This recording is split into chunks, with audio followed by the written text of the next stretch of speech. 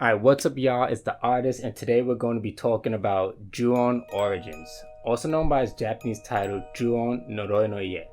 The most recent addition to the Ju-on franchise and the streaming service Netflix's first foray into the series, we're going to be focusing on how the events in the limited series relate to their real life references. For those of you who don't know Ju-on, a quick overview. Ju-on, also known as The Grudge in Hollywood, predominantly focuses on a haunted house. In other words, it curses and kills anyone that steps foot into it. Notably, Ju-on Origins tends to follow a motif of terrorizing pregnant women. Long story short, a lady named Kayako was murdered by her husband alongside her child and family cat, and ever since then, anyone who enters the house dies.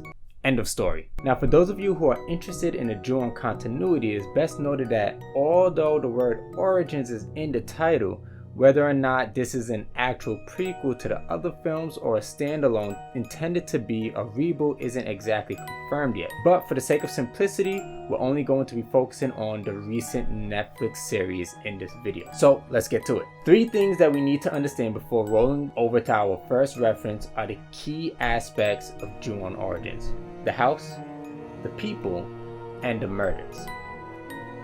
The house. So is there a Ju-on house lurking around Japan somewhere? Is this some sort of Amityville horror house kind of situation? And the best answer is maybe. So there's said to have been a house in Japan that had a history of being haunted. And it is believed that this was an inspiration for what would become the accursed home in Ju-on Origins, which it makes a nod to by way of its yellow color. I mean, I guess that's yellow. Looks more kind of brown. The house was based in Nagoya Prefecture and was believed to be so cursed that once you entered, your fate would be surely sealed. It has since been knocked down in favor of a parking lot, which if I were you, I'd probably find a different place to park, but this ain't about me. Nonetheless, while the story of Yellow House does go further, there's not much more information in relation to the Ju-on series to go on, so we'll lay that reference to rest here. The people. Now before I get to my first reference, I'll answer the question that most of you may be thinking. The woman that originally died inside the house, is she real? And after scouring the internet and speaking with my Japanese friends here in Tokyo, the answer seems to be no. Similarly, the more popular Kayako from the original Ju-on The Grudge series is not real either and is just a fictional character made up by the film's creator Takashi Shimizu. But we do have a likely candidate for a real life counterpart in protagonist Kiyomi Kawai. You know, the young transfer student whose life absolutely sucks. So who in the world led a life as miserable as this one? Yasuko Watanabe.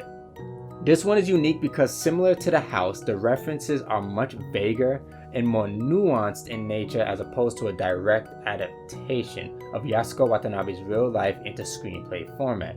Let's begin with what is not the same. She apparently didn't have a terrible childhood, her father existed, she was in fact well educated, had no kids or abusive hubby, and had a pretty prestigious career making a good living for herself. So where do things go wrong? Well, let's refer back to the Netflix series. Remember that? And all of that? Yeah. A graduate from Keio University, she worked at Tokyo Electric Power Company earning nearly $100,000 a year. Yet she would be found dead on March 19, 1997 in a vacant apartment in Shibuya after a night of slinging around for some dick. You better stop! No, seriously, she used to leave work every evening at 5 and prostitute around in Shibuya before hopping on the last train home. There were reports of her being extremely vulgar, urinating in public parking lots, busting it down with clients outdoors, and then the next day would just go back to work like nothing ever happened. That all came to an end, however, when she was strangled to death in 1997. A man by the name of Govinda would be falsely imprisoned for the murder before finally released 15 years later. But that's a story for another video. Some of the parallels that you see with this case and Kiyomi Kawai's character in the series are these 3 scenes here. This location shows the hotel district in Maruyama-cho, Shibuya, which in fact is one of the locations that Yasuko often frequented. This group of foreign guys chilling outside while their friend, down Kiyomi, is a nod to her habit of targeting foreigners for super cheap. And this last scene is actually meant to represent the crime scene itself where they found Yasuko's body. Yes, rubbers everywhere. There's specifically information here on the Justice for Govinda Innocence Advocacy Group site that specifically talks about condoms being found outside of the window. Ugh. In case you were wondering, this odd case has yet to be solved to this day.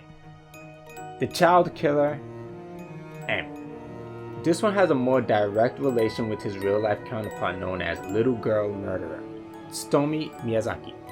I decided not to cover him in the following section because rather than it being about one particular incident, this is more focused on a single culprit responsible for a number of murders which are referenced throughout the series more than once.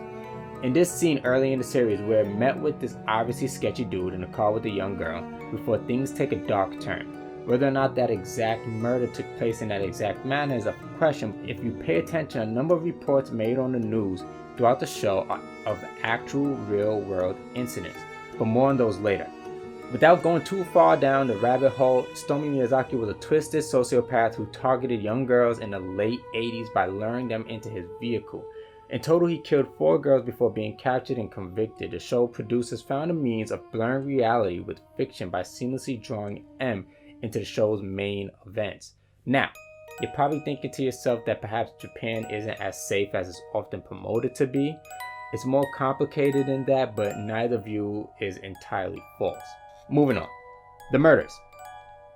Before we get to the cherry on top, here's a list of murders that were reported on by the news and were in fact real events that happened in Japan at the time. These include the 1988 murder of Junko Furata, known as the Concrete Encased High School Girl Murder Case, the 1994 Matsumoto sarin gas attack which killed 8 people, the 1995 Tokyo subway sarin gas attack which killed 12 people, and the 1997 Kobe child murders in which a 14-year-old kid believed to be named Shinichiro Azuma killed both a 10-year-old girl and an 11-year-old boy, beheaded him, and put his head on display in front of the kid's school building. Without further ado, we come to what's probably the most skin-rifling case of all. In 1988, a 27-year-old pregnant mother was killed in her home when an intruder strangled her to death with a phone cable, but that barely scrapes the surface. Following the murder, he, you guessed it, ripped the baby out of the mother's womb. Unlike in Ju-on Origins, however, the culprit was not the husband and he didn't take off with the child either. He actually just placed a live newborn down beside the mother's corpse. When the father did return home, he found his dead wife alongside their barely living child, and believe it or not, in the mother's womb was a phone and a pair of keys. If you were looking for some closure, you won't find it here because that person has yet to be found, so good doesn't always win in life. Sorry, kids. Now, I would like to close this off with noting that although Ju-on is a franchise known for its creepy horror and ghastly chicks in white dresses, it's important to pay attention to the message it's trying to send. Ju-on is a series that intends to reflect the abnormal norms of society and of our modern day household, the status of men and women in the family, and our preconceived notion of what our roles are in this world. It is intent on bringing to light the abuse of wives and children, the idea that the man is the head of the household, and society's willingness to turn a blind eye to domestic aggression and violence. So, try to keep that in mind from now on as you pay attention to how some of the characters act in certain situations and discern for yourself what exactly the director might be trying to communicate. Anyways, that is it for today. Ju-on Origins and its real life references, what's real, what's not, what's a little bit exaggerated, what's straight to the point. If you guys like this video, make sure that you like, share, and subscribe.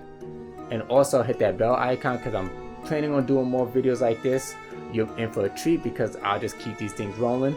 It's the artist, and catch you in the next one. I'm out.